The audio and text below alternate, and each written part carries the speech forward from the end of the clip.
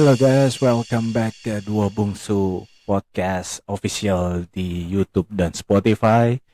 Dan di sini gue masih sendiri aja guys. Gue Ragil Wiradiputra yang akan memandu kalian, anjay. Formal banget ya. Dan di sini gue masih sendiri juga sih.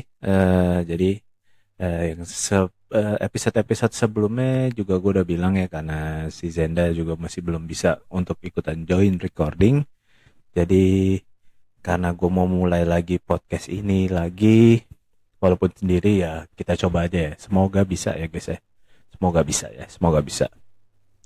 Ya, jadi di podcast ini biasanya sebelum episode yang sebelum-sebelumnya itu gue tentang eh, bakal update tentang kehidupan gue seminggu kebelakangan ya. Seminggu kebelakangan, astagfirullah. Seminggu ke belakang. Oke, jadi update kehidupan gue seminggu ke belakang ya.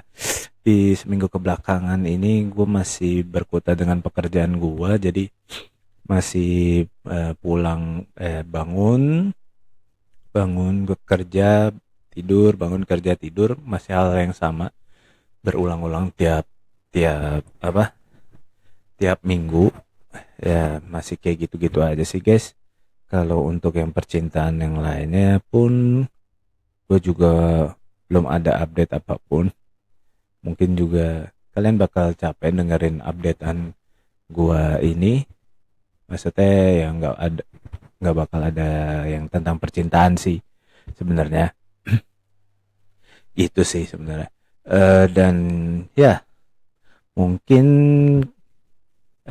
kalian bisa melihat eh, podcast ini ya begitu-gitu aja. Oke lah, kita langsung aja ke topiknya guys ya. Jadi gue punya keresahan lagi guys. Jadi ini podcast gue isinya keresahan gue sih. Mungkin keresahan gue yang sepele bagi kalian atau enggak. Mungkin ada yang sama kayak gue. Jadi eh, podcast kali ini gue bakal bahas tentang eh, namanya itu adalah mentalitas kepiting, atau kalau bisa disebut di Inggris kan itu adalah crab mentality. Ya, kadang-kadang kan kalau kita lihat nih seseorang di lingkungan kalian, jadi kayak misalkan kalau kalian melihat ada teman yang lebih sukses dari kalian atau apapun, padahal berangkatnya dari tempat yang sama, itu kalian malah memikirkan menjatuhkan dia. Jadi kayak kalian berpikiran, ah dia mah karena privilege saja, karena paling itu karena orang dalam aja dia bisa seperti itu. Jadi bisa dibilang seperti itu. Itu yang disebutkan mentalitas kepiting. Dan gue minta orang pintar gue, yaitu ChatGPT. Terima kasih AI untuk membuat ini menjadi lebih gampang. Jadi kita secara ini ya, jadi topik podcast hari ini adalah tentang mentalitas kepiting atau crab mentality. Dan mari kita bahas dari mentalitas kepiting itu apa definisinya ya guys ya. Jadi menurut orang pintar ini, ChatGPT ini, jadi mentalitas kepiting itu, istilah ini datang dari perilaku kepiting di dalam ember. Oh, jadi banyak kepiting yang di dalam ember. Jadi kalau misalkan ada kepiting yang mencoba naik keluar dari ember, kepiting lain bakal narik dia turun gitu sih. Eh, ya, jadi kayak nggak mau dia sendirian yang naik, jadi selalu ditahan untuk turun-turun terus gitu sih guys. Jadi ya itu sih yang didefinisikan oleh orang pinter gua nih guys. Jadi seperti kalau banyak quotes-quotesnya, kalau aku nggak bisa keluar, kamu juga jangan, kayak gitu. Dan yang miris ya emang sih kita bakal ngelihat ini di seluruh kehidupan sosial kita, apalagi di era sosmed ini ya. Pasti banyak yang kayak gitu. Kalian mungkin punya teman yang kayak gitu juga sih, atau bahkan gua sendiri juga pernah melakukannya mungkin di di sebelum-sebelumnya gitu sih, di sepengalaman hidup gua. Oke, dan gue sempat nanya juga ke ChatGPT, kenapa sih crab mentality ini sering terjadi di Indonesia ini? Kayak soalnya yang baru gue temuin, crab mentality ini hanya ada di bukan hanya ada di, yang gue cuman research hanya di Indonesia aja sih. Jadi nggak, yang luar gue nggak tahu ada yang kayak gini. Cuman menurut gua karena di era sosmed ini harusnya sih sama semua sih, harusnya sama semua, karena ya era sosmed kayak gini guys, apa sih yang nggak dijulitin sekarang kan ya. Oke, jadi gua nanya orang pinter dan dia memberikan gua sebanyak 6 6 why kenapa Indonesia seperti itu dan sering terjadi.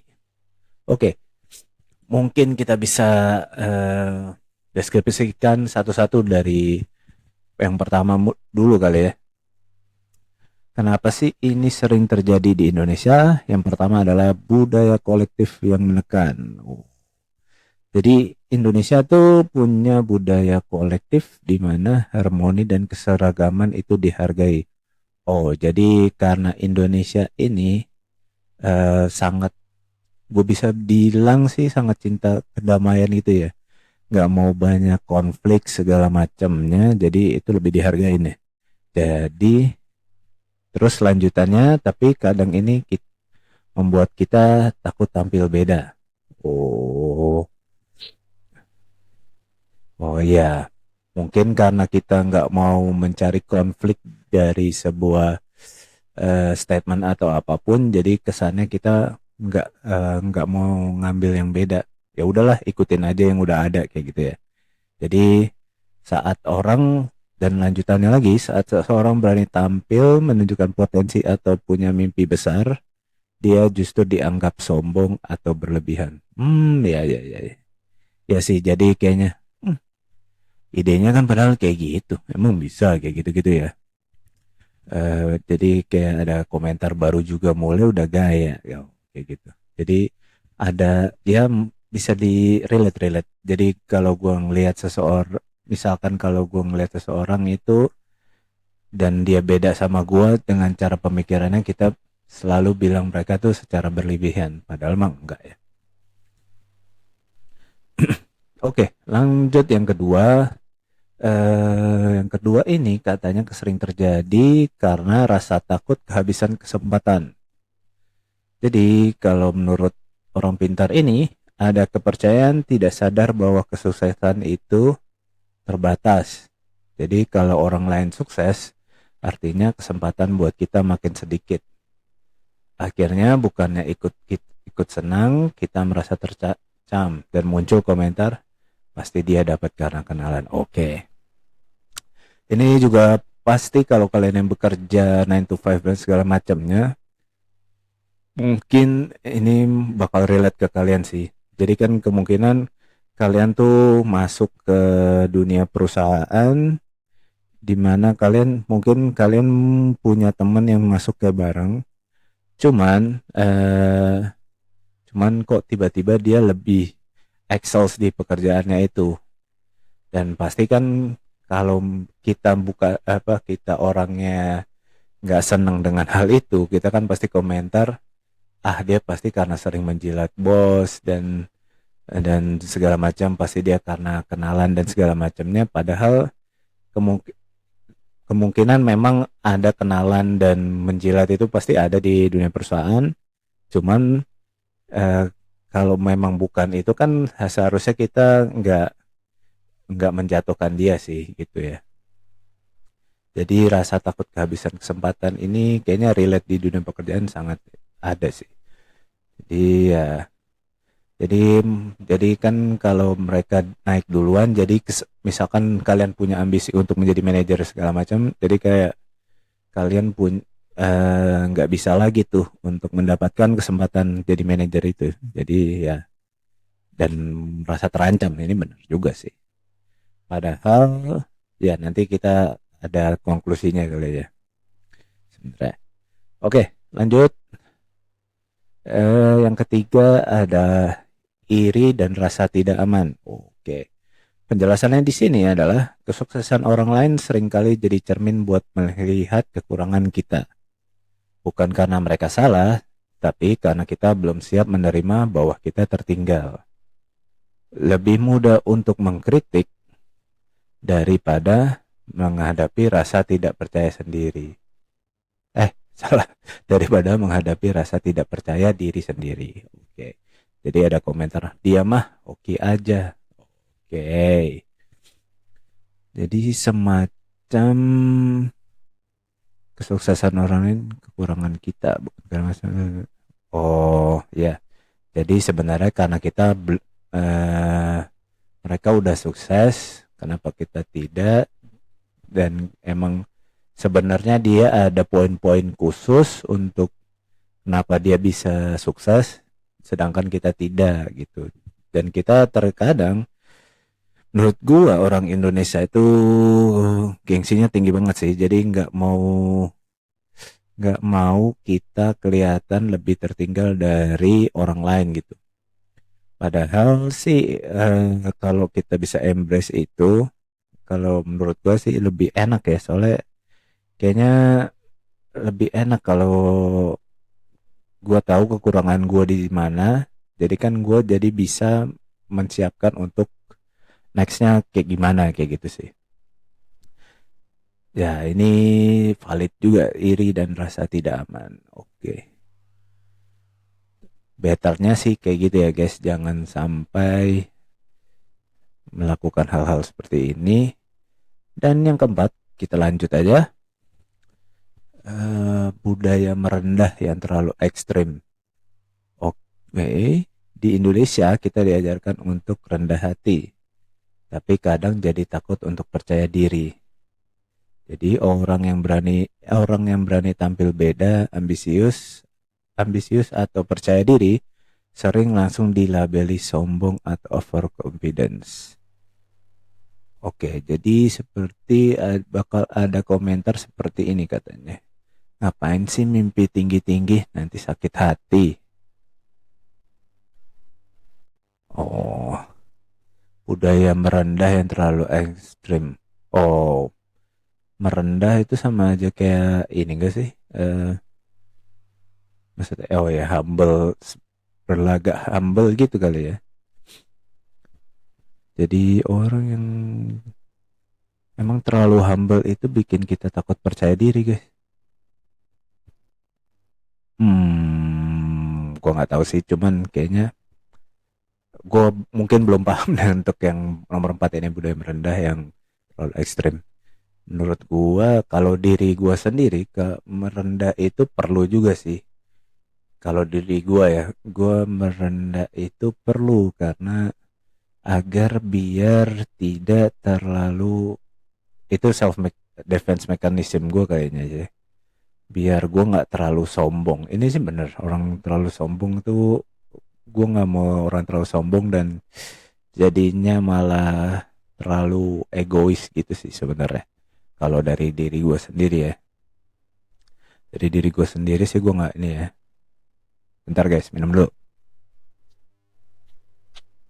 Oke, lanjut lagi aja ya. Kayaknya yang nomor 4 ini bukan gue, tapi mungkin kalian ini sekali ya, relate kali ya. Dan nomor 5, kurangnya role model yang mengangkat orang lain. Oke, penjelasannya adalah banyak dari kita jarang melihat contoh nyata orang sukses yang juga mengangkat orang lain. Akhirnya muncul asumsi kalau dia sukses pasti ada yang tidak adil. Oh, pasti karena dia punya modal, privilege, dan kenalan. Bukan, wah keren ya, gue juga pengen kayak gini ya. Kurangnya role model. Cuman kayaknya kalau role model kayaknya gue nggak relate sih. Ini so far harusnya dari diri sendiri sih. Kalau ngikut dari role model sih, kayaknya enggak deh menurut gue. Cuman gue nggak tahu deh, mungkin gue salah nangkepnya dari ini ya. Cuman kayak nggak perlu role model sih buat untuk tidak grab mentality ya. Malah nanti jatuhnya ya begitulah ya. Gue juga pun nggak bisa menjelaskan, ribet kayaknya. Nomor 5 ini gue nggak relate ya. Oke, jadi langsung ke nomor 6. Pola pendidikan dan keluarga yang mengkotak-kotakan. Jadi deskripsinya dari orang pintar, sejak kecil kita diajari untuk seragam, bukan berbeda. Anak kreatif sering dianggap aneh. Pilihan karir di jalur mainstream dianggap gak jelas. Ngapain sih jadi content creator? Mending kerja bener aja. Dan ketika ada teman yang keluar dari kotak, kita merasa tidak nyaman dan tanpa sadar kita ikut menarik dia balik. Mungkin di ajaran orang-orang tua kita dulu mungkin seperti ini ya. Guys ya, pola pendidikannya masih mengkotak-kotakan. Mungkin ini yang terjadi cuman di Jakarta aja sih. Kalau di Jakarta kayaknya pola pendidikannya juga udah lumayan sih guys ya. Pola pendidikannya juga udah lumayan. Jadi harusnya nggak ada yang mengkotak-kotakan gini sih. Palingan yang orang-orang di daerah selain Jakarta atau kota besar kemungkinan sih bakal seperti ini ya. Kemungkinan bakal seperti ini, mengkotak-kotakan. Mungkin karena memang merekanya aja belum tahu bahwa sebenarnya kalau kita tekunin salah satu bidang atau apa, ini pasti bisa ada hasilnya sih gitu. Da- dan mereka cuman perlu dukungan aja sebenarnya untuk yang kayak gini-gini nih. Mungkin kurang informasi aja, informasi yang kurang merata aja sih ke orang-orang ini ya. Kayaknya 6 juga pola pendidikan juga ini sih benar-benar. Ya, ya Pak, itu aja sih. Ini ada 6 ya, ada 6 dan menurut gua beberapa valid, relate menurut gua. Ini dari orang pintar kita, guys. Dan dia ngasih solusi nih. Solusi buat kita agar tidak bertindak seperti crab mentality gitu, guys. Jadi yang pertama, jadi apa yang bisa kita lakukan katanya? Pertama, sadari kapan kita mulai berpikir seperti kepiting. Oh, ini emang orang tuh pasti nggak sadar sih, pasti lama sih sadar kapan kita mulai berpikirnya kayak gitu ya. Jadi ini orang-orang mungkin menganggap itu semuanya biasa, cuman ya padahal itu salah sih. Itu ya sadari tanpa apa ya, sadari pokoknya kapan kita mulai berpikir seperti kepiting. Dan yang kedua ini ubah rasa iri menjadi inspirasi. Oke. Rasa iri menjadi inspirasi. Oke. Jadi kalau dari gua sendiri sih, ini gua nggak tahu sih guys apa bedanya inspirasi atau manifesting. Itu hampir sama nggak sih guys? Kalau gue kayaknya better ngerubah rasa iri ini jadi manifesting gitu. Jadi misalkan ada suatu kita punya seseorang teman dan mereka udah mulai sukses dan kalian ini mungkin kalau gue sendiri sih gue lebih prefer untuk mereka udah sukses keren ya. Mungkin eh, s- nanti mungkin nanti gue bakal jadi seperti kayak mereka gitu sih. Ya gue bakal manifesting seperti itu, jadi kayak ya gue pasti bisa kayak mereka gitu sih. Nih gue nggak tahu inspirasi atau manifesting kayaknya sama ya. Oke. Dan lanjut berarti ya guys ya. Kalau gue seperti itu, gue bakal merubah itu jadi manifesting. Dan yang ketiga adalah dukung orang yang berani beda, walaupun itu bukan jalan yang kita pilih. Oke, kalau untuk yang ini dukung orang sih menurut gue yang berani beda bakal kalau dari diri gue sendiri, gue kemungkinan bakal dukung mereka. Cuman gue nggak selalu bakal dukung, maksudnya kayak gitu. Agar mereka sendiri juga eh, dapat kritikan juga sih gitu. Memang boleh berani beda, cuman ini kalau misalkan yang mereka berani beda dan mereka merugikan orang lain, ya kita juga harus patut ini sih eh, kritik. Dan tapi sebenarnya yang penting tidak menjatuhkan aja sih guys ya, agar kalau kita dukung-dukung terus nggak jadi toxic positivity ya. Oke, lanjut. Ada lagi, bangun komunitas yang saling angkat, bukan saling injak. Oke, bangun komunitas saling angkat dan saling injak. Ya itu harus pertama-tama mungkin ini untuk yang nomor satu dulu kali ya. Sadari, baru kita bisa bangun komunitas yang bisa saling angkat gini, bukan saling injak. Jadi better dimulai dari diri sendiri dulu, baru kita saling angkat satu sama lain, bukan saling injak kayak gitu ya. Betternya gitu. Dan yang terakhir, solusinya adalah percaya. Kesuksesan orang lain tidak mengurangi peluang kita. Oh, ini bagus nih. Kesuksesan orang lain tidak mengurangi peluang kita. Oke. Jadi ya, jadi kan tadi sempat kita bahas kalau growth mental itu tuh ngerasa kesempatan kita bakal terbatas gitu ya guys ya. Tapi menurut gua peluang itu nggak terbatas sih. Cuman momennya dan ininya emang harus pas banget sih. Percaya sih. Kita harus percaya juga kalau momentum dan sebuah peluang itu eh, emang harus ada momentumnya dan harus bisa kita ambil pas saat itu juga sih kayak gitu. Dan ya kadang-kadang kita juga sebenarnya dibukain beberapa banyak peluang, cuman kita masih takut aja untuk mencoba peluang itu sih. Sebenarnya ya ini better sih percaya nih, percaya.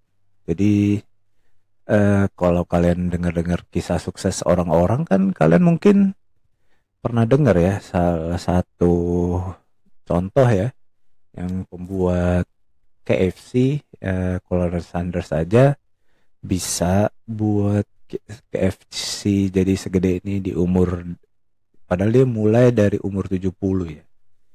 Itu mungkin kalau dia zaman itu udah ada sosmed, mungkin dia udah gila sendiri kali itu Colonel Sanders. Cuman dia kan kemungkinan dia percaya, atau nggak tahu sih kita pikirannya si Colonel Sanders kayak gimana. Cuman mungkin dia percaya kalau suatu saat peluang dia itu pasti ada gitu ya. Jadi peluang dia pasti ada. Jadi mungkin dia merasakan seperti itu, dan baru umur 70 dia merasakan. Jadi ya kita jangan perlu takut sih untuk percaya aja. Tenang aja. Sebenarnya ya manifesting aja. Kalian pasti bisa sih sukses ya itu sih. Oke. Ya, ini aja sih solusinya kalau dari orang pinter ya. Kalian bisa ikutin atau enggak, itu terserah kalian. Cuman kita betternya kita ikutin sih. Agar gimana ya? Enggak semua apapun itu kita kritikin, bukan kritikin sih.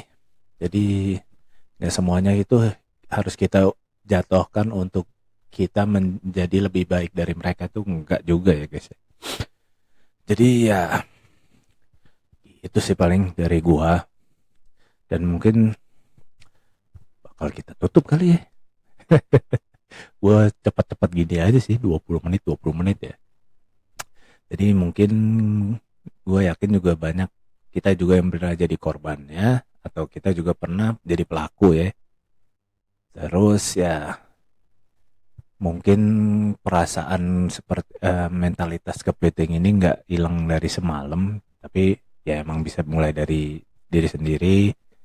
Ya mungkin kita mulai coba untuk dukung sesama teman kita. Gak usah jauh-jauh yang idol-idol kalian, mungkin temen lo dulu aja lah. Kalian dukung, kalian dukung. Kalau sukses kalian ikut senang, kalau mereka lagi sedih juga kita selalu dukung. Jadi ya rayain aja. Menurut gua kalau ngeliat temen gua sukses, gua juga seneng sih. Jadi kan apa gitu, kalau gua merasanya jadi kerasa, wih keren banget ya dia, apa keren banget dia. Terus dia bisa begini-begini. Wah, akhirnya usaha dia nggak sia-sia kayak gitu sih. Gua kayak ngerasa ada ini sendiri sih di diri gua ya. Cuman gua nggak tahu untuk kalian atau yang lain yang dengerin. Cuman ya dari gua sih itu ya. Jadi mari dukung teman kita, rayain keberhasilan orang lain. Jadi kita nih kalau saling menjatuhkan terus, kita nggak bakal kemana-mana sih nih sih guys, Indonesia ini terutama. Padahal kalau kalian tahu, banyak banget orang Indonesia tuh yang eh sukses-sukses. Ada juga yang jadi hacker yang the best banget itu, yang bisa ngehack. Nah, siapa ya? Lupa gua. Yang kayak gitu-gitu. Jadi sebenarnya kalau kita dukung itu, kayaknya bakal banyak jadi inspirasi kita tuh. Kayaknya kita bakal jadi maju deh guys. Nggak semuanya kita harus ini. Jadi kita biar nggak berkutat di situ-situ aja, dan nggak selalu harus marah-marah tentang keberhasilan seseorang. Ya itu aja sih sebenarnya. Gue pengennya kita lebih maju aja sih. Karena kan generasi emas katanya 2045. Cuman ya ini rada optimis dan pesimistis. Cuman ya mungkin dimulai dari diri kita sendiri. Semoga aja ya eh, yang dicanangkan itu benar dan bagus ya, 2045. Ya gue sih soalnya pengen aja sih ya negara ini jadi lebih maju. Anjay, kok gue jadi politisi. Oke, mungkin sampai di sini aja episode kali ini. Terima kasih udah dengerin episode hari ini. Kalau kamu suka, kalau kalian suka atau kalian tersinggung dengan apa yang gue bicarakan, eh ya nggak apa-apa sih. Kalian bisa ngobrol langsung aja DM ke gue. Ya tersinggung sih. Ini cuman gue nggak punya ill intention ke kalian. Paling ya semoga aja nggak membuat tersinggung siapa-siapa. Dan ya jangan lupa share podcastnya ke kemana-mana di platform kalian yang mungkin kalian pakai. Dan jangan lupa follow dan subscribe ke YouTube atau Spotify kita untuk mendapatkan episode-episode berikutnya. Dan semoga gue punya manifesting untuk membuat YouTube gue juga nantinya menjadi membership. Semoga aja. Ini masih perjalanan jauh untuk membuat YouTube gue membership. Dan ya itu aja sih paling dari gue untuk episode kali ini.